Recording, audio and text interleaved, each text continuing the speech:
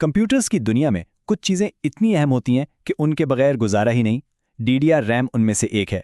आज हम देखेंगे कि कैसी ये टेक्नोलॉजी एक सुस्त रफ्तार से शुरू होकर आज सुपर स्पीड तक पहुंची है। ये इसकी कहानी है। अच्छा, जब भी कोई नया कंप्यूटर या लैपटॉप देखते हैं तो उसकी स्पेक शीट पर DDR5 लिखा नजर आता है। कभी सोचा है कि इसका असल मतलब क्या है? ये सिर्फ एक लफ्ज या नंबर नहीं, बल्कि इसके पीछे परफॉर्मेंस की एक पूरी तारीख छुपी हुई है। तो आज हम इस सफर को शुरू से देखेंगे। सबसे पहले बात करेंगे स्पीड के असल मसले की, फिर देखेंगे DDR1 और 2 के इब्तदाई दौर को, उसके बाद DDR3 कैसे हर एक की पहुंच में आया, फिर मौजूदा स्टैंडर्ड यानी DDR4 और आखिर में बात होगी मुस्तकबिल की यानी DDR5 की। चलें तो फिर शुरू करते हैं। सबसे पहले ये समझना जरूरी है कि आखिर डीडीआर रैम की जरूरत पड़ी ही क्यों। बात दरअसल रफ्तार की थी। देखिए, DDR से पहले कंप्यूटर्स में SD रैम इस्तेमाल होती थी, जो हर क्लॉक साइकिल पर सिर्फ एक डेटा पैकेट भेजती थी। इसकी वजह से कंप्यूटर्स अक्सर अटकते थे और चीज़ें बहुत आहिस्ता लोड होती थीं। फिर आई DDR रैम, जिसका मतलब है डबल डेटा रेट। इसने एक ही साइकिल में 2 गुना डेटा भेजना शुरू कर दिया और बस सब कुछ बदल गया। कंप्यूटर्स एकदम से तेज और रिस्पॉन्सिव हो गए। अब बात करते हैं बिल्कुल शुरुआत की, DDR1 और DDR2। आप कह सकते हैं कि ये कंप्यूटर मेमोरी का वो दौर था जब वो एक टीनेजर की तरह थी। बेहतरी तो आ रही थी, लेकिन साथ में कुछ मसले भी थे। इस टाइमलाइन से अंदाजा लगाएं कि टेक्नोलॉजी कितनी तेजी से बदल रही थी। सन 2000 में DDR1 आया, ठीक 4 साल बाद 2004 में DDR2 और फिर तो इससे भी तेजी से सिर्फ 3 साल बाद ही 2007 में DDR3 मार्केट में आ गया। DDR1 ने 400 मेगाहर्ट्ज की रफ्तार दी, जो इस वक्त ब्राउजिंग और छोटे-मोटे कामों के लिए काफी थी। लेकिन इसका एक बहुत बड़ा मसला था। ये 2.5 वोल्ट पर चलती थी, जिसकी वजह से बहुत ज्यादा गर्म होती थी और अक्सर कंप्यूटर क्रैश कर देती थी। ऊपर से ये दौर था विंडोज ME का, जो खुद भी स्टेबल नहीं थी, तो दोनों ने मिलकर मसाइल को और बढ़ा दिया।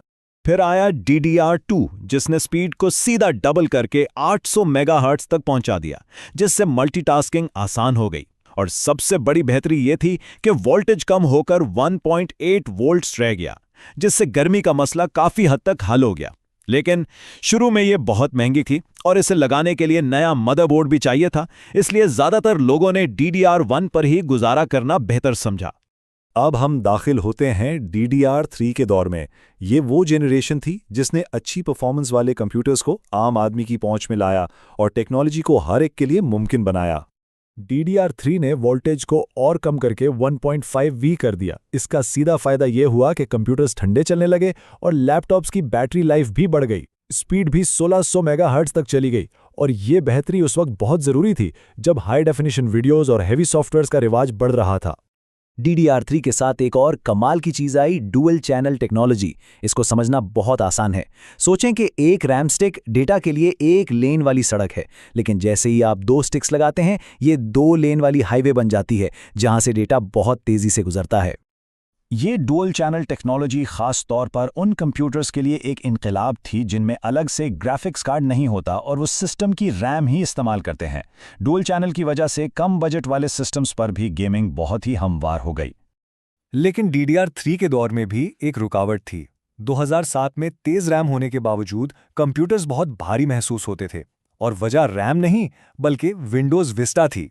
विस्टा अपने डिज़ाइन की वजह से इतने ज़्यादा सिस्टम रिसोर्सेज खा जाती थी कि अच्छे से अच्छे हार्डवेयर की परफॉर्मेंस भी कम हो जाती थी। और अब आते हैं आज के दौर के स्टैंडर्ड पर, DDR4।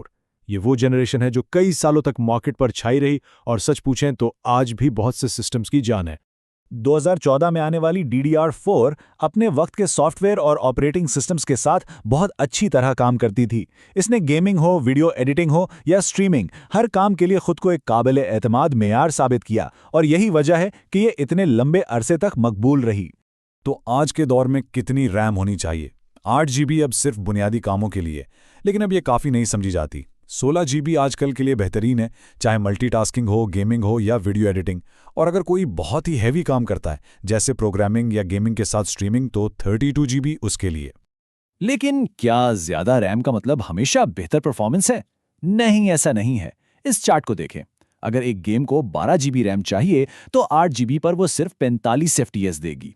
12 GB पर वो 65 FPS पर हमवार चलेगी। लेकिन 16 GB करने से FPS में कोई खास फर्क नहीं आएगा, शायद सिर्फ 2 का इजाफा हो, क्योंकि सिस्टम को जितनी रैम चाहिए थी वो उसे मिल चुकी है।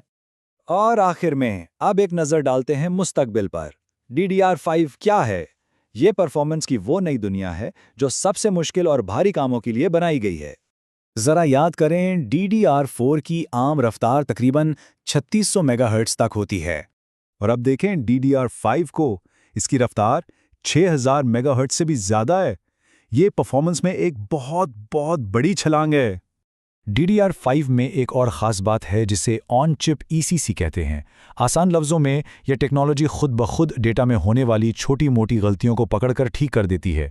इससे भारी कामों के दौरान सिस्टम क्रैश होने का खतरा कम हो जाता है। तो फिर फैसला क्या होना चाहिए? देखिए, DDR5 हाई एंड गेमिंग और 4K वीडियो एडिटिंग के लिए वाकई एक ज़बरदस्त चीज़ है, लेकिन हकीकत यह है कि ये अभी भी महंगी है। और सच तो यह है कि ज़्यादातर रोज़मर्रा के कामों के लिए DDR4 आज भी ज़रूरत से ज़्यादा अच्छी है। इस सारी बात को समेटते हुए एक सवाल जहन में आता है। जिस तरह से AI और आने वाले सॉफ्टवेयर को ज़्यादा से ज़्यादा मेमोरी की ज़रूरत पड़ रही है, सोचने की बात यह है कि DDR6 को क्या कुछ करना पड़ेगा, क्योंकि टेक्नोलॉजी का ये सफ़र कभी रुकता नहीं।